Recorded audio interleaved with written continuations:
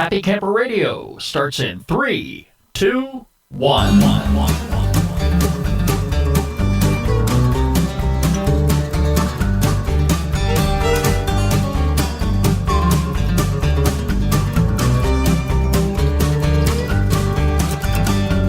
Hello, everybody. We are back in the studio once again. I'm Skip. I am the Happy Camper. And yes, my friends, you can be a happy camper too. This is the Happy Camper Radio Show, and I'm so delighted to have you here with us today. Got a very interesting program for you. We're going to be talking with a guest on our show in just a couple of minutes. But I want us to take a moment now to reflect back on what we did last weekend. I've been on vacation. It's going to come to an end tomorrow. But last Thursday, I had all my gear packed into the truck, and I went over to Georgia's Stone Mountain Park, where I did my radio show, incidentally, last Saturday night. It was a fantastic weekend. The weather, well, it was a little inclement here and there. We did have one night where the rain poured down on top of us, but that did not stop us from having fun. My niece Erica was there along with her young son, and of course my wonderful neighbors Daniel and Deidre stopped by. You remember Daniel from a lot of the previous episodes we did. He was my former co-host, and Daniel's a little on the busy side right now, but every now and then when he's available and he wants to come on over here to be on the show, I've got an empty chair and a microphone sitting right here. He's always welcome to stick his head in and say hello. Our phone number here at the Happy Camper Radio Show is 404-537-2267. That's 404-537-CAMP. You can like us on Facebook, follow us on Twitter at Camp Talker, add us to Circles on Google+, and now subscribe to our brand new YouTube channel. So many different ways you can connect up. Just go to www.happycamperradio.com. You'll find all of our social media icons on the right-hand side of the page. Click on any one of them and you're good to go. Also, we added on the homepage this week a brand new media player. It's a Stitcher player. All you have to do is go right there to the center of the page. You'll see it. If you want to listen to our current episode, we've made it very convenient for you to do so.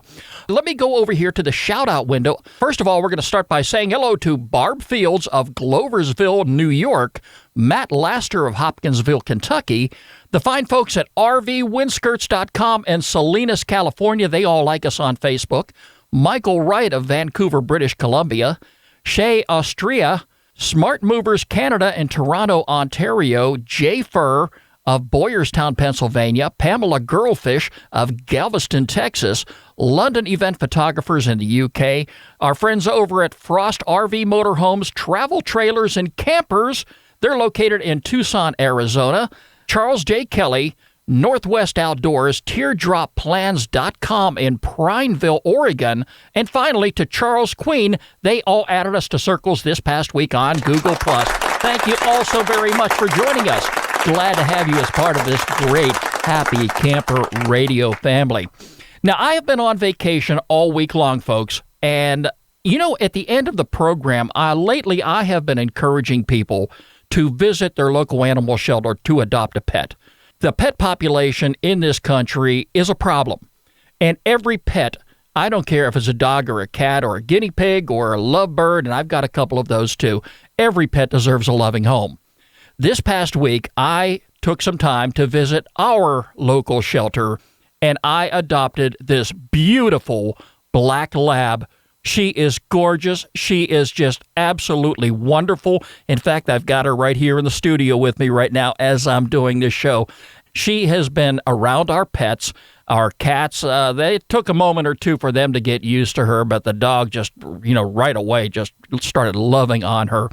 And I encourage each and every one of you to do the same. Visit your local animal shelter. I'm sure you're going to find a lovable pet to bring home with you. Okay, folks, have you taken the time already to make the pledge to go camping? If you haven't already done that, now is the time to do it. There's still a few weeks left as part of the Great American Campout 2015, and I went to the website just a couple minutes ago. So far, there have been 91,856 people who have taken the pledge to go camping. Between now and September 7th, take that pledge and go camping, even if it's just one night, even if you do it in your backyard. Take the pledge because the National Wildlife Federation's national sponsors are donating $1 for every person who takes the pledge to go camping. There's still some time left. I believe they're going to make their goal of 100,000 campers, and all that money that the National Wildlife Federation sponsors are donating is going to benefit wildlife. That is so fantastic. I enjoy promoting this every single year, and I hope if you have not already taken the pledge that you take the time to do so. Hey, would you like to be a guest on our program? Get in touch with me. Skip, S-K-I-P, at happycamperradio.com. And anything in the world of camping is up for grabs. You've got something you want to talk about, get in touch with me. And speaking of which, I have somebody right now wanting to talk to us. Let's go to the phone lines. Joining us on Happy Camper Radio this week, we are delighted to have Darren Kirby of Wisconsin. And Darren is the author of the book, Pie Iron Recipes. Darren, welcome to the show. Thanks for having me, Skip. Glad to have you. Yes, indeed. Hey, I was looking over your new book called Pie Iron Recipes. More than 100 pages of delicious, mouth-watering recipes. Wow, this is a camper's delight. Before we get into your book, can you tell us what a pie iron is? Because there are some new campers, some people brand new to the camping business, and they do not know what a pie iron is. So why don't you take a moment to explain that to us? Happy to. You're right. There are a number of people who they know what a pie iron is. They use them a lot, or they remember nostalgia. You know, growing up. Oh, my parents had some of these, and I haven't seen them or used them in a long time. But essentially, a pie iron it's kind of your own personal sandwich maker. They usually come in square or round varieties. And I was trying to think when I was trying to describe it one other time, kind of think of like a clamshell with a couple of sticks coming out of it so that when you're cooking over the fire, you don't burn your hands as you're trying to manipulate it. These work on the same concepts as hot dogs on a stick in a way, because you have a long stick with a handle on it. You actually place your hot dogs over the fire. And in this case here, it's the pie iron with your food inside of it that you're cooking, correct? Yes, that's absolutely correct. Okay. Now, some people may start to envision exactly what a pie iron is based upon that description. Where might one go to purchase a pie iron before they even start thinking about what to cook in it? Yeah, the very good thing about pie irons is that they're actually available in so many places. One would immediately think of, I need to go to a specialty camping store, maybe Camping World or a Gander Mountain, REI, those kinds of places, and they do have them. But a lot of other general retailers also carry them, Walmart being probably the biggest and most recognizable. They have a variety of them carried in their stores nationwide. I think everybody has a Walmart close by to where they live, which is good. And they all have camping supply aisles. I spent a lot of time in those. Of course, I think about how many times I have been in my local Walmart store, and I am down the camping aisle just about every time I'm there, whether I'm there to get parts for the car, things for the house, and I just never stop to think about even glancing over to look at a pie iron. But I'm going to be recognizing them more and more often now after today's discussion. So tell us, what inspired you to write the book, Pie Iron Recipes? It's actually a fairly long story, mostly out of, it stems from a personal desire. They're, using them over the years. I've been camping since I was a little kid, so we're pushing 30 plus years that I've been camping in my life. And my wife is actually the same way. She grew up camping as well in a little pop-up trailer, and now she and I do tent camping. That's our preferred method of how we like to camp, is in a small little dome tent. it kind of seemed as though we had the same few basic recipes that we would always use, and because we didn't want to use them all the time, we wouldn't be using our pie irons every time we went camping, just for the sake of we'd be repeating all of those recipes all the time. And I kind of had this desire of, geez, it would be great if there would be some other varieties. And in some respects, I'm creative in some ways, but when it comes to food, I'm really not the creative one. I would be perfectly happy to sit down with a peanut butter and jelly sandwich and have that for a lunch, as opposed to getting some ornate 5-course meal that some people would, they would prefer that. My wife is much more on the creative end when it comes to food. So I went looking around. I'm like, there has to be some option out there that would provide more than just a handful of recipes. And I did find a few resources that were available, but even those were fairly limited. They might have had, maybe 20, 25 different recipes in there. Or they may have more, but they were for very specialized types of devices. When you're talking about pie irons, usually most people, myself included, think of this, like I mentioned before, the square or the round variety. But there's actually some specialty pie irons out there, such as the waffle maker. They have like a double panini press type that's out there, and you start getting more specialized. And at least one of the books I had found went into, which is nice, went into specific recipes for those specialty ones. But if you're going to try and find those specialty ones, that's going to be a hard bargain to actually find those. The square and the round ones are what I would call the universal ones that nearly every retailer who has any space dedicated to outdoor goods and outdoor gear, that's the kind they're going to carry. So that's what I wanted to focus on. And because I couldn't find anything with a big enough variety, I actually went around and found all of these myself. I finally put my mind to it and said, I want to find all of these. And as I was finding them and kind of collecting them, putting them into little folders on my thumb drive and so forth, it struck me there has to be other people out there who are in the same predicament as me, saying, well, these 6 or 8 recipes are great, but wouldn't it be nice if I could branch out into something else? Or, gosh, it sounds like a neat idea, but I'm kind of a little scared to try this. I'm going to cook a raw egg in my pie iron, and it's going to turn out okay. I'm not going to be poisoned. Nothing bad is going to happen to me. But they didn't want to try it. They were waiting for somebody else to try it. So I found all of these recipes and put them all together, and I compiled them and edited them down, and that's where everything came from for the book. Darren, I've got to say, Pie Iron Recipes, the book, is a camper's dream.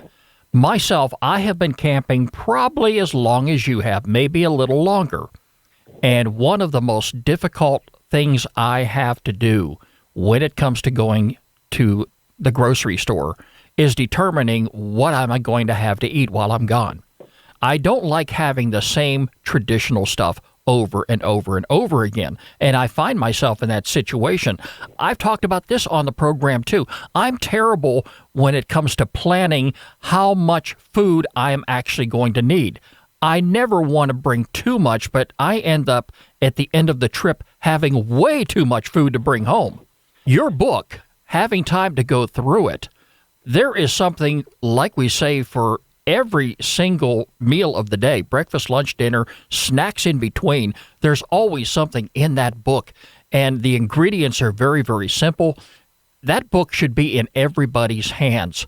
If you're a family camper, if you've got a young family, if it's just a husband and wife team, when you're going to go to the grocery store, you're going to want to have to buy things, and some of the things you're going to buy, you want to have a variety. I think your book has a great variety of food in there. And again, it's a book that everybody ought to have. That's exactly what I was striving for. I wanted to have variety because no two people's tastes are the same. And you want to be able to account, like you said, you want to be able to account for those families who have children. And that's actually part of the fun, is to get kids involved in making their own food. And they learn so many valuable skills. They'll learn measurement skills. They'll learn safety skills. They'll learn sharing and all sorts of different, things that you strive to teach your kids they come naturally with putting them kind of in charge of their own meals. And it's really a lot of fun when we go out with friends who some of them have younger kids, some have older kids. Even myself, being as old as I am, I consider myself, a really big kid, and I always love making these. Yeah, I think we all consider ourselves kids at heart, regardless of how old we get. Let's step back and talk about the pie irons again for a second. Are there particular styles and designs of pie irons? I remember you talking about a cast iron version, if I remember correctly, and that being one of the preferred type of pie irons to buy. Am I on the right track there? Yeah, I would classify, when you're looking at pie irons, there's really two types of materials that they're made from. One is kind of the cast iron. It's much heavier. And then you have the lighter aluminum variety. And in my book, Pie Iron Recipes, I actually have a little section in there that goes through the pros and cons of each of those material types. In the end, I personally prefer to get the cast iron version. They tend to cook more evenly, and you don't end up with a nice crusty burnt outside with frozen or cold stuff in the middle, like you sometimes find with the aluminum variety. And they can stand up to the wear and tear. I mean, when you're out at a campground in the woods, you really don't have your full complement of a kitchen with you typically. So it's a little bit rougher, and the cast iron certainly stands up better to that kind of wear and tear and abuse. And I think also, if our listeners haven't already focused on pie irons and what we're talking about today, basically what happens, this pie iron opens up, you put your ingredients on the inside, you close it up, and the actual pie itself goes over an open flame. In other words, you have to have a campfire there burning at your campsite, and that's how you prepare your food. Yes, exactly. I like to equate it to when you're using a pie iron, you're essentially making your own personal hot pocket. Are some of the recipes that you have in your book, do they also indicate how long each particular recipe needs to cook? And does it need to be flipped over from time to time while it's cooking? It's a really good question. I specifically didn't put in any particular times for how long to cook these. There's unlike at home where you've got a really nice setup for your stove, and you can temperature control really easily with that. Fires are, unless you're really skilled with dealing with fires can be kind of a hit or miss. Some areas are going to be hotter than others. And the best method that I found to make sure that you're not over or under cooking your pies is to actually take it off the flames, kind of set it on the edge of the fire ring, and actually open up your pie iron and take a visual check of how that bread is looking. And you can tell, kind of like a toaster, you'll be able to tell if you've got your bread just a nice golden brown, if it's a little too brown, if it isn't quite there enough. So you can do the visual check, and absolutely turning your pie iron over several times while it's cooking is needed to get a good toast on both sides.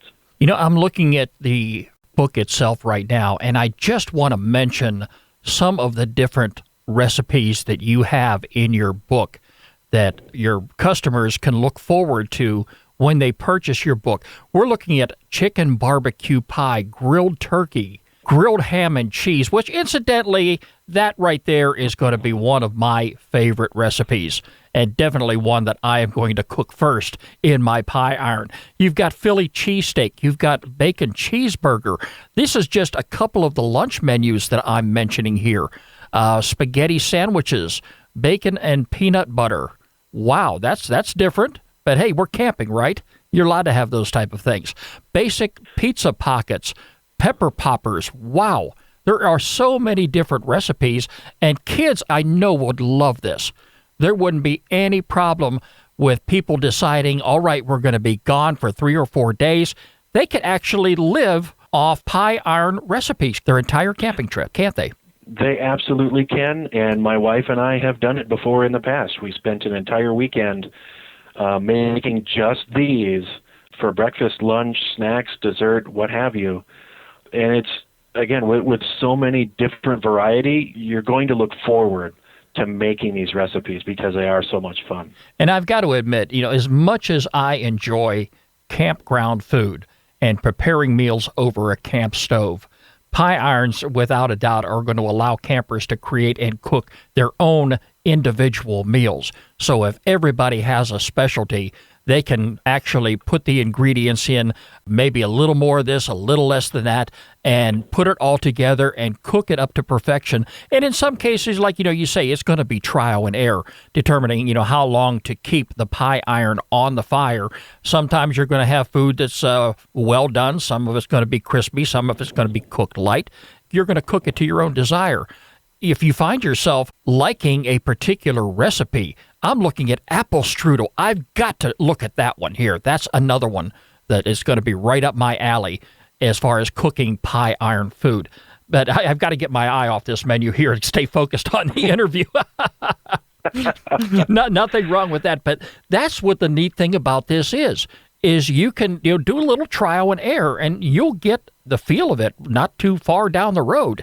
And you'll be able to cook your favorite meals to perfection each and every time, regardless if you're a youngster or a grown adult.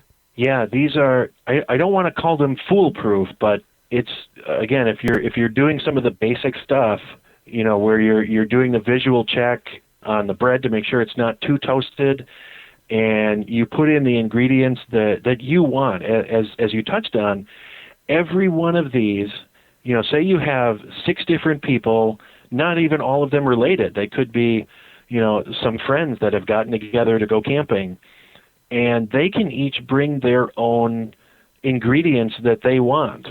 So some people may, and I've done this before too, you kind of look in the fridge before you're going to pack up for your trip, and you can, I've got a little bit of this, and I have a little bit of that, and some of this, and a little seasoning, and you can. It's kind of a good way to essentially clean out your refrigerator and experiment a little bit more. Put some of these different ingredients together and see how they taste. And you don't have to wait to go on a camping trip. If you have one of those backyard fireplaces on your porch like I do, and I posted pictures of that on social media, you can actually start cooking there on your back patio. So in some respects, you may have this mastered by the time you get to the campground. It's very true. I'm the same way as you. I've got a nice fire pit in my backyard, and it's a great way to try these out because as we're talking about it, I'm looking at, I was going down to some of the desserts, and I immediately went to one of my most favorite desserts. I try a lot, but this is the one I keep coming back to, and that is the peanut butter cup melt. Think of a Reese's peanut butter cup, but inside of your pie. It's so ooey gooey delicious. I can't find words to describe it. It's one I'm in love with. Okay, parents, now you know what your kids are going to be hounding you for when they go to the grocery store with you to go shopping for your next camping trip. Okay? Thanks to Darren. I'm not going to take the blame for that. Darren, the big question here is, where can our listeners go to purchase a copy of Pie Iron Recipes? Sure. The best place to go is to Amazon. Everyone, I'm going to make the assumption, everyone knows how to get to Amazon. And it's available as an ebook, which is really where I kind of started. I wanted to have something, since most of us have smartphones with us, it's something you could keep in your pocket. But I realized that if others out there are like me, I like the printed form to throw into my camping gear. So there's both an ebook version and a print book available on Amazon. Barnes & Noble also has the print version available. And if you're wondering about it, if you don't want to try and search for it, you can go straight to my website, darrenkirby.com, and I have links there that will take you instantly right to the book. Yes, and for our listeners, that's www.darrenkirby.com. That's how you've got to spell it if you want to get to his website. Okay. Yes. But it's a fantastic book, great idea. Everybody in the camping world ought to go out and buy it. If you're like me and you always have trouble when you go to the grocery store determining what you want to buy, because sometimes I get ready for a trip and I'm pushing in, and at the last moment, I have not had time to sit down and decide what I'm going to cook and what ingredients I'm going to need. Your book spells all that out for them. And they could take that printed book right to the grocery store and buy these individual ingredients to prepare these meals. That's what's so cool about that. And like you say, if they want to get the iPhone version of it, everybody has one of them in their pockets, and they can very easily look it up there too. Darren, it's been a great pleasure having you on the program today. I've really enjoyed our discussion, and believe me, in my next camping trip coming up, I will be cooking a lot of pie iron recipes.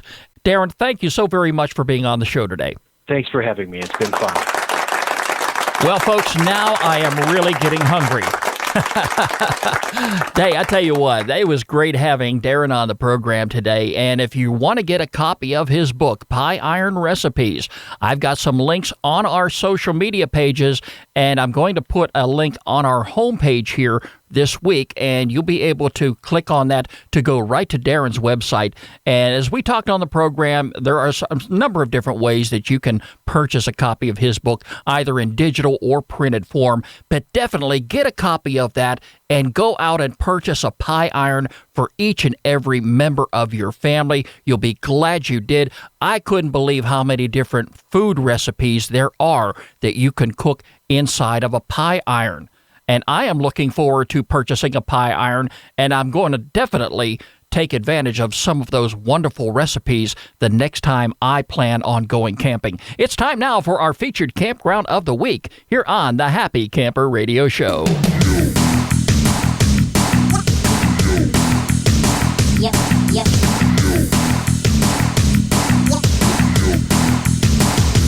This week, folks, I want to take you out to the state of Oregon.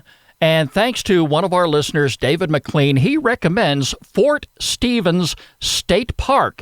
This campground and park has a lot of history to it, and it's going to be a real educational experience for your young children if you make it out to the state of Oregon and take advantage of the camping opportunities at this wonderful campground environment. Fort Stevens was once the primary military defense installation in the three-fort harbor defense system at the mouth of the Columbia River.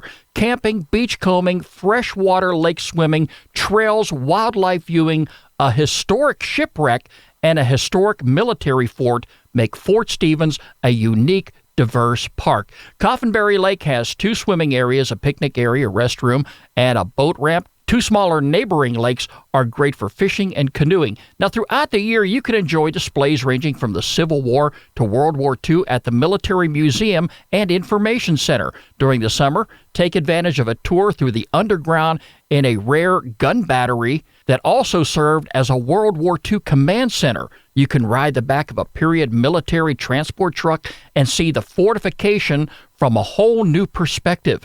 This park has a lot of available information on their website, and you can find it all week long on our homepage. Just go to happycamperradio.com and click on the featured campground button. They have approximately 170 full hookup sites, more than 300 electrical sites with water, 6 tent sites with water nearby, and a whole lot of other amenities too. Now, here's something else I want to point out, folks.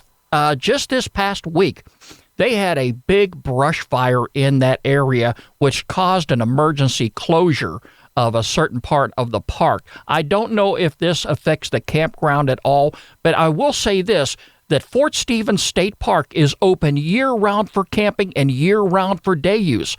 And the information is right there on their homepage. Take a look at some of the pictures that they have available and all the information that you'll need to know before you visit Fort Stevens State Park. If you're looking for a great place to go camping this time of the year, or any time of the year for that matter, and you want to go to the state of Oregon, definitely consider Fort Stevens State Park. It's our featured campground of the week here on the Happy Camper Radio Show.